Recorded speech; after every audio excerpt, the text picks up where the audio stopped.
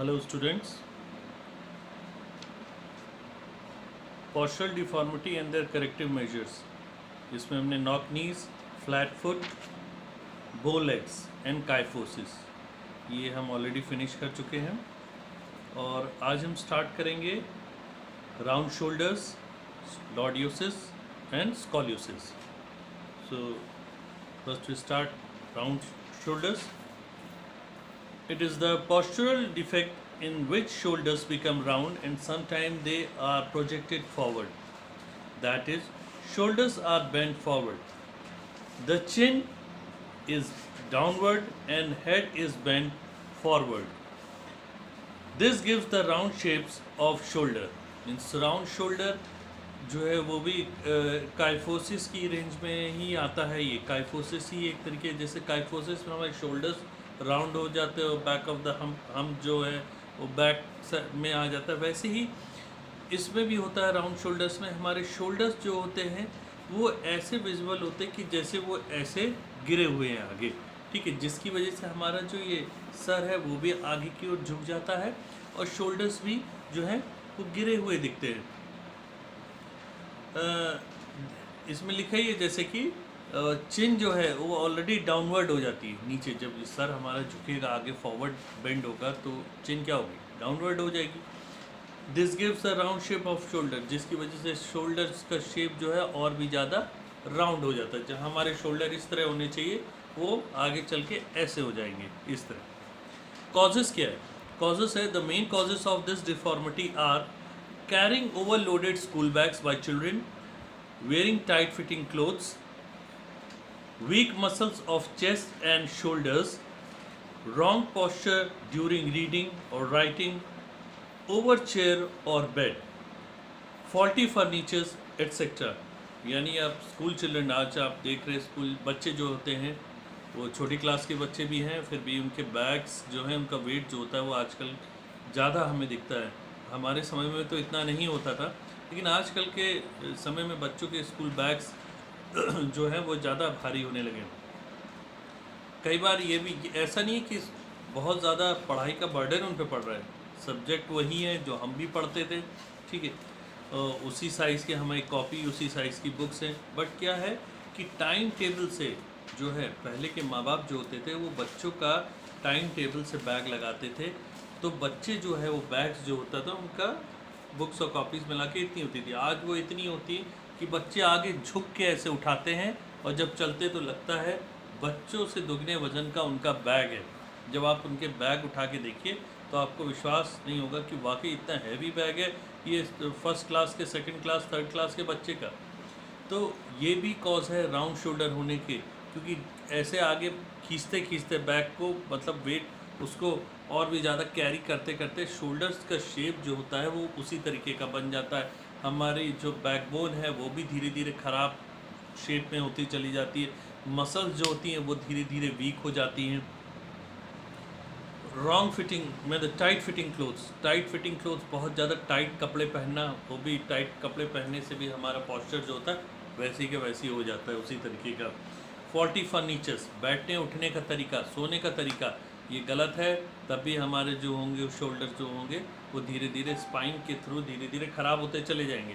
हमारी स्पाइन पे सबसे ज़्यादा इसका फ़र्क पड़ता है। फॉल्टी फर्नीचर्स यानी फर्नीचर जिसमें हम कुर्सी में बैठे तो ऐसे ही झुक के बैठ गए, तो ये क्या है, बैठते बैठते वैसे ही हमारा जो स्पाइन है उसका भी शेप उसी तरीके का हो जाएगा। इसलिए हमेशा ध्यान रखिए, कुर्सी जो होती है वो ऐसी होनी चाहिए जिसमें आपकी स्पाइन जो हो वो एकदम स्ट्रेट हो। Next is lordosis. Lordosis is the problem of lumbar spine. In this postural deformity the lumbar spine bends in forward beyond the normal level. Means lumbar यानी आपका सर्वाइकल, आपका थोरेसिक, देन थोरेसिक के नीचे आपका क्या आता है, लंबर। अब लंबर जो स्पाइन होती है वो अंदर की ओर बेंड हो जाती है। जैसे लॉर्डियोसिस में ऊपर का जो हमारा थोरेसिक एरिया था ये, तो वो ऊपर की ओर ऐसे उठता है, तो जब उठता है तो लंबर जो होती है वो, उसमें क्या होता है, वो लंबर एरिया, थोरेसिक के नीचे वाला एरिया वो अंदर की ओर बेंड हो जाता है, इनवर्ड बेंड हो जाता है। यानी फ्रंट से आप देखेंगे तो ऐसे बाहर की ओर ये चीज़ निकली हुई होगी। लॉर्डियोसिस is abnormal curvature of spine in front at lumbar spine. Thus, abdomen is ahead of body and shoulder comes outward and sideward. यानी shoulder जो है वो outward जो हो गए वो बहुत ही बाहर की ओर ऐसे outward निकलते जाएंगे और ये जो है sideward होते जाएंगे इस तरह, ठीक है, क्योंकि हमारा आगे का हिस्सा बढ़ता चला जाएगा तो हमारी बॉडी का ये पीछे इस तरह होती चली जाएगी। In lordosis deformity, the body weight is shifted backward. यानी हमने बोला ना बॉडी वेट जो होता है वो शिफ्ट बैकवर्ड होता है। काइफोसिस में क्या था, बॉडी वेट शिफ्ट आपका आगे हो रहा था, इसका प्रेशर आ रहा था आपके आगे टोस पे, और ये जो है लॉर्डियोसिस में आपका बॉडी वेट जो है बैक शिफ्ट होता चला जाता है और उसका प्रेशर जो होता है वो आपकी काफ मसल्स पे, आपके जो एरिया है उस पर बहुत ज़्यादा पड़ने लगता है, ठीक। दस lot of pressure is over heels. Heels यानी आपकी वही जो मैंने एड़ी बताई है, हील्स पे बहुत ज़्यादा लॉट ऑफ प्रेशर पड़ने लगता है। The problem is known as hollow back. It causes back pain, यानी इसको हॉलो बैक कहते हैं। ये पेन में भी नाम आता है हॉलो बैक पेन। तो इससे क्या होता है आगे चल के बहुत तरीके के पेन भी हमारे रीढ़ की हड्डी में, कमर में बहुत तरीके के अलग अलग, कभी इस साइड कभी इस साइड कभी बीच में, इसी वजह से ये सारे पेन्स उठना स्टार्ट हो जाते हैं। कॉजेज़ क्या है? कॉजेज़ है the main causes of lordosis deformity are weak abdomen muscles, यानी एब्डोमेन यानी पेट की आपकी वीक एब्डोमेन मसल्स भी इसके लिए जिम्मेदार है। ओवरवेट और ओबेसिटी, बहुत ज़्यादा वजन आपका बढ़ा हुआ होना और वजन से भी ऊपर आपकी ओबेसिटी, ठीक है, वो होना। सेडेंट्री लाइफस्टाइल जो आजकल हम लोग जीते हैं, हमारा सोने का पता नहीं, हमारा उठने का पता नहीं, ठीक है, तो हमारे खाने पीने का कोई पता नहीं, तो हमारा खाना पीना सेडेंट्री लाइफस्टाइल मतलब उसमें मदिरा पान सेवन सारा चीज़ें हैं, तो बहुत ही फास्ट फूड टाइप की चीज़ें, ऐसी सेडेंट्री लाइफस्टाइल जीना, यानी सुबह जल्दी ना उठ के ना एक्सरसाइज करना ना एक्टिविटी करना, वो सब छोड़ के आराम की ज़िंदगी, एकदम आराम से खाना, आराम से उठना, आराम से सोना वाला हल, उसमें ये सारी समस्या भी धीरे धीरे एक बार में नहीं बढ़ेंगी, ये धीरे धीरे बढ़ेंगी। इसके करेक्टिव मेजर्स क्या हैं? All forward bending asanas. अब बॉडी बैक साइड शिफ्ट हो रही है, साइडवर्ड शिफ्ट हो रही है, तो इसमें हमें क्या चाहिए? एक्सरसाइज कौन से आसन और एक्सरसाइज जिसमें आगे की ओर हम बेंड हो, शिफ्ट हो बॉडी। फॉरवर्ड बेंडिंग आसन्स और exercises are helpful for correcting lordosis. First इसमें एक आसन है पश्चिमोत्तानासन। ये बहुत अच्छा आसन होता है। ये फॉरवर्ड बेंडिंग के साथ साथ आपकी पैर की स्ट्रेंथ के लिए, मतलब आपकी फ्लेक्सिबिलिटी के लिए बहुत अच्छा आसन माना गया। सेकंड आसन है हलासन, ये भी बहुत अच्छा आसन है। फॉरवर्ड बेंडिंग हम लोग करते हैं, आगे अपनी टोस को टच करते हैं, जिसमें अल्टरनेटिव टो टचिंग, यानी अल्टरनेटिव आप पैर को स्ट्रेच करके अल्टरनेटिव टो टच करते हैं, ठीक है। Stoop walking, long STRIDE walking, balance diet and pro line, यानी आप जो है सही से कोशिश कीजिए, क्योंकि जो हम प्रो लाइन पोजीशन में अगर हम लेटते हैं तो वो एकदम सीधा सही होना चाहिए, यानी हमारा जो हिस्सा है जो वो दबे, यानी ये जो हिस्सा है जो ऐसे जा रहा है वो सीधा हो।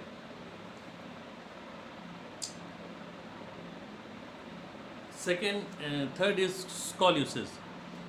It is the problem of spine in which vertebral column bends to sideward, यानी vertebrate column जो होती है, ये स्पाइन जो आपकी सीधी है, जैसे आपकी यहाँ पर ऊपर गर्दन है, आप फ्रंट में देख रहे हैं जैसे मैं देख रहा हूँ, ठीक है।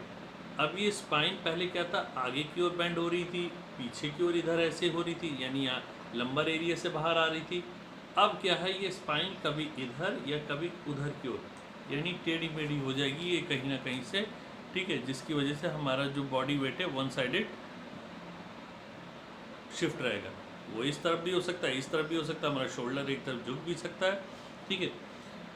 It is the problem of spine in which vertebral column bends to sideward. Scoliosis causes one shoulder down and other is raised up, यानी वही सेम थिंग, यानी one shoulder down and other is raised up. Obvious सी बात है, अगर एक shoulder down होगा तो अदर रेज्ड हो ही जाएगा। ठीक है, इसमें स्पाइन जो होती है वो बेंड हो जाती है, वर्टिब्रल कॉलम जो होती है वो टेढ़ी हो जाती है थोड़ी लेफ्ट साइड या right side. Body weight is shifted to sideward. अब बॉडी वेट क्या है, शिफ्ट हो जाएगा sideward and it causes lot of pressure on one side of the foot. अब बॉडी वेट अगर साइडवर्ड शिफ्ट हो गया, एक तरफ झुक गया, तो आप समझ लीजिए हमारा राइट साइड अगर बॉडी वेट थोड़ा सा झुक गया तो हमारा राइट साइड के पैरों पे प्रेशर पड़ने लगेगा, फीट पे। और सिर्फ प्रेशर ही नहीं पड़ेगा, उसका धीरे धीरे शेप भी चेंज होता चला जाएगा। वो हो सकता है इनवर्ड हो जाए या वो हो सकता है आउटवर्ड हो जाए। ठीक है ना। और साथ साथ अंदर के जो ऑर्गन्स होते हैं उनके ऊपर बहुत ज़्यादा भार पड़ने लगता है। हमें सिर्फ वही नहीं है कि सिर्फ हमारे हड्डियों पे भार पड़ा, अंदर के ऑर्गन्स पे भी भार पड़ने लगेगा, हमारा डाइजेस्टिव सिस्टम बिगड़ जाएगा, हमारा एपेटाइट भी बिगड़ जाएगा। इसके साथ कई चीज़ें हो जाती हैं। Causes, the main causes of scoliosis deformity are difference in leg strength, leg length. यानी इसमें एक और आ गया है कि अगर आपके स्कॉलियोसिस है और वो किस तरह हो गई, तो इसमें एक कॉमन कॉज ये भी है कि लेग, दोनों पैर जो हमारे बराबर होते हैं वो बराबर ना होके, जैसे हमारी इस समय उंगली देख रहे हैं, एक छोटी एक बड़ी, इस तरह होगा। तो लेकिन चलेंगे तो हम दोनों बराबर करके चलेंगे, एक तरफ पैर को गिरा के तो झुक के। तो वही चीज़ उसी की वजह से क्या होता है कि हम साइडवर्ड बेंड हो जाते हैं एक तरफ। तो क्योंकि हमारी लेग की लेंथ जो है उसमें कहीं ना कहीं डिफरेंस होता है।